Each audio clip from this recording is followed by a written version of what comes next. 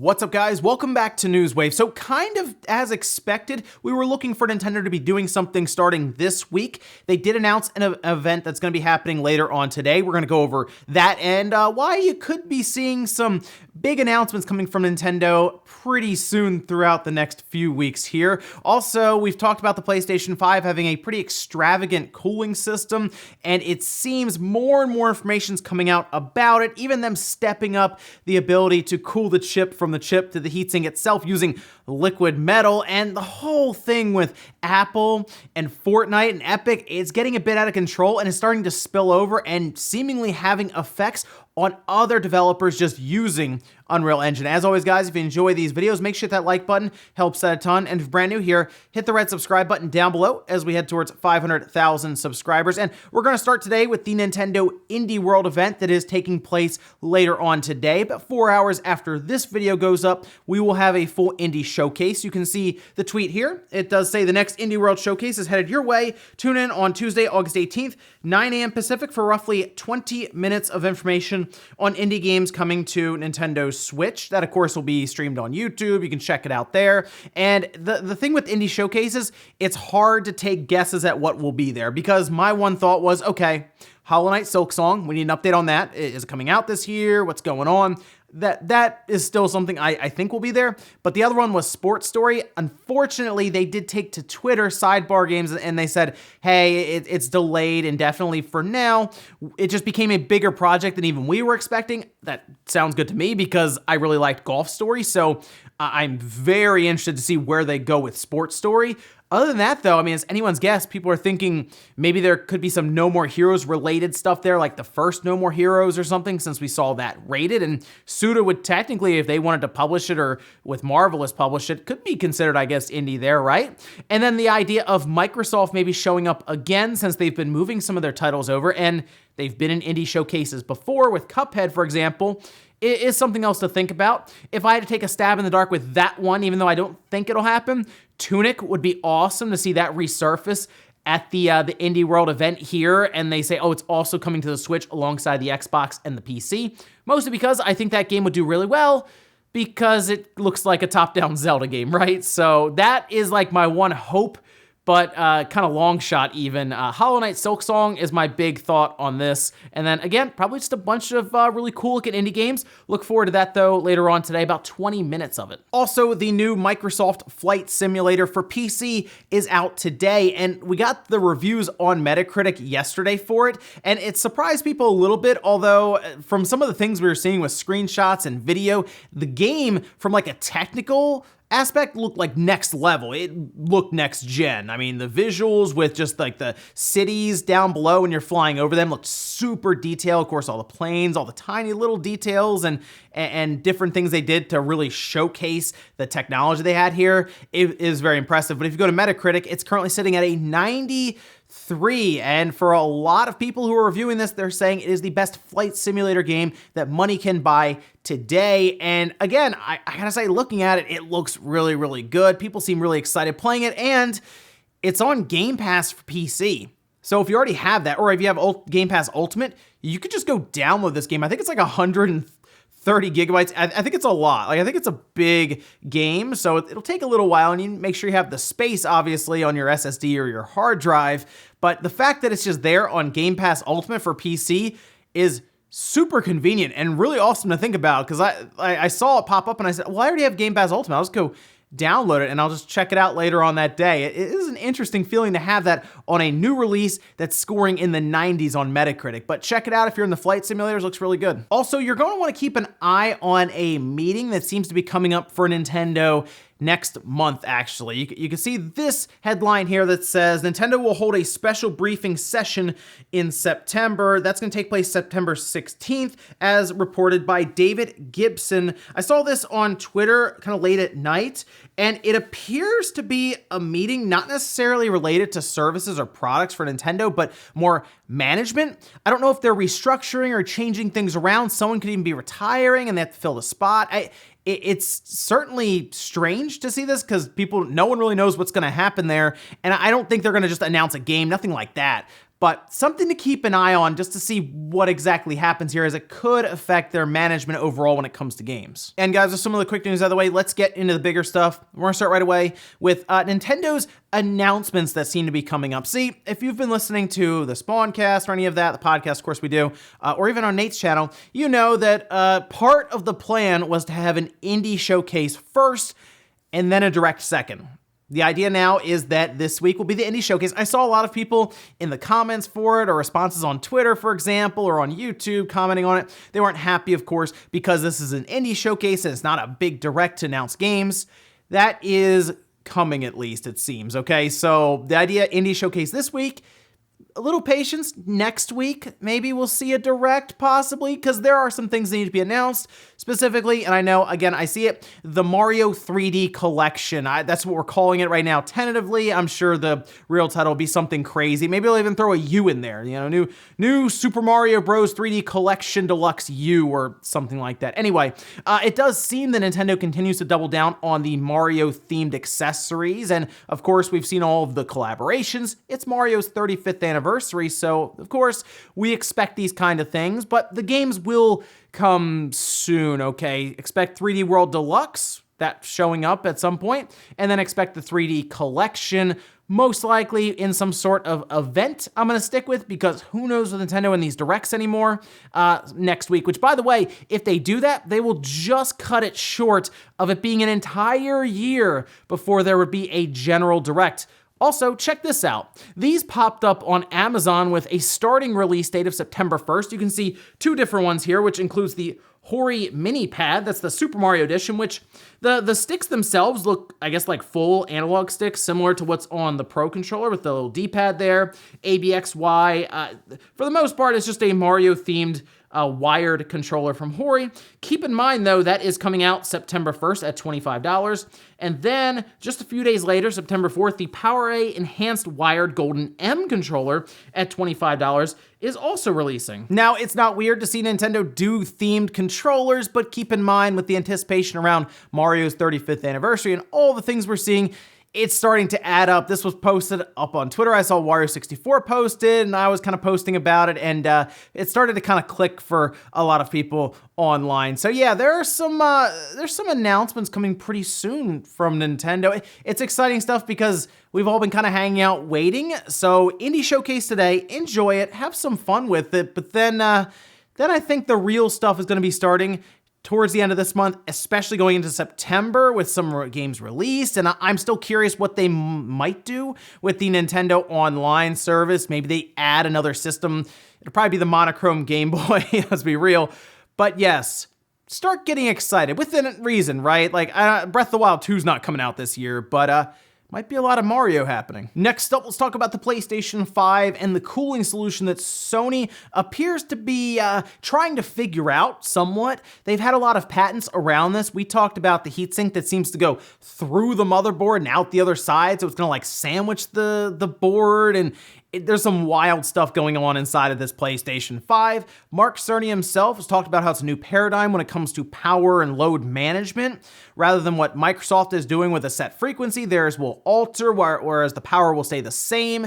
So I was curious, especially when I saw this system, how they're going to cool it. Naturally, we'll take it apart here, but if they're going to do what they did with the PlayStation 4, they should have an entire teardown of the PlayStation 5. I don't know, soon. The systems are out in like 3 months. I don't know how much they cost. So we're talking about a teardown from Sony. Let's see if we can figure out the pricing first, right? But more patents are coming out that seem to show liquid metal being used in this system. Check this out. There's actually a passage that was also posted to Reddit as people started to find these different patents.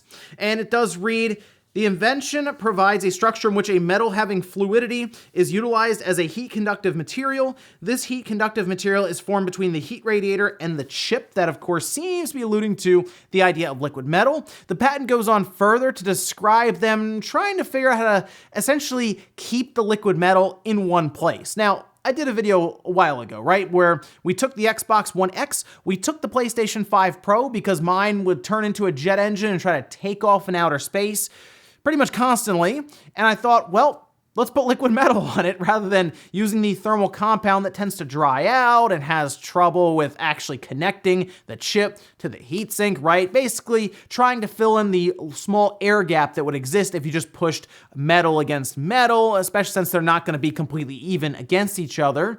Well, it worked pretty well. I didn't really have any trouble with it, but I didn't put it on the switch. And the reason for that is because liquid metal stays fluid pretty much. Like it basically can leak out and it is very conductive. So if it gets on your board, you will have shorts immediately and then the system could even fry. That would be a problem. And that would make sense why they are looking at this and saying, okay, well, how can we go about keeping the liquid metal in one spot through this patent? Because PlayStation 5 appears to be mostly vertical. They've shown it horizontally, but they introduced it to us standing up. And that's, of course, how they're probably, I'd say at least 50%, we'll go 50-50 on it, would keep it. And that would be enough for Sony to be concerned about liquid metal, well, having to fall through the system with gravity, of course. Not so that it's something to think about there, but this to me keeps pushing towards the idea that Sony is overclocking this chip like crazy to get it to a certain threshold when it comes to, again, quote unquote, teraflops and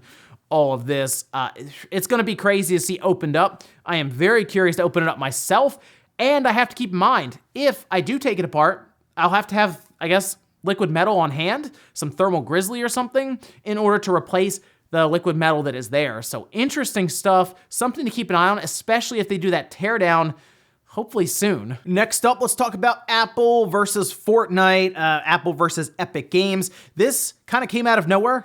We covered it, of course, in Newswave last week, and just randomly, Epic was like, hey, we're gonna do a payment process. We're gonna bypass any of your fees, Apple, and we're just gonna go direct to the consumer. Apple didn't like it. Fortnite is now off iOS, but it seems to be going even further than that. This was a post by Epic. You can see it here on Twitter that says, Apple removed Fortnite from the App Store and has informed Epic that on Friday, August 28th, Apple will terminate all our developer accounts and cut Epic off from iOS and Mac development tools. We are asking the court to stop this retaliation. Now, we go over here to Gene Park, who also posted, this is from Washington Post, saying, Epic Games tells us that without access to Apple's OS tools, all future Unreal Engine versions can't be developed and updated to iOS and Mac devices. This impacts not just Fortnite, but app developers big and small. I mean, think about that.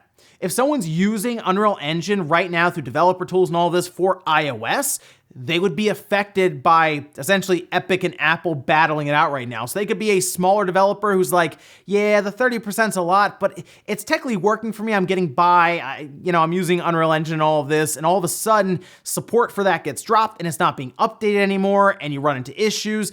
Yeah, that would be a problem for the little guy, right? The small developer. And that's the biggest issue here. It's one thing to watch two big companies that are super rich fighting it out right now, right?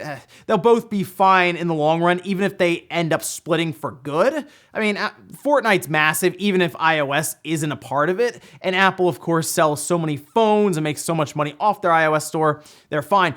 But the small developer who spent years developing, say, an iOS game with Unreal Engine is going to be the one left out in the cold here. So, wow, this has escalated like insane levels here. Now, we'll see if Epic can block it, as they're saying, through the courts, and it'll be interesting to see how all this plays out, because eventually you're gonna start hearing more and more from those smaller developers about how frustrating it is that they're just watching these two big companies go at it while they're the ones who are really suffering from it. We'll see. I just wanna know which side holds out the longest and which one eventually goes, you know what, okay, let's figure this out here.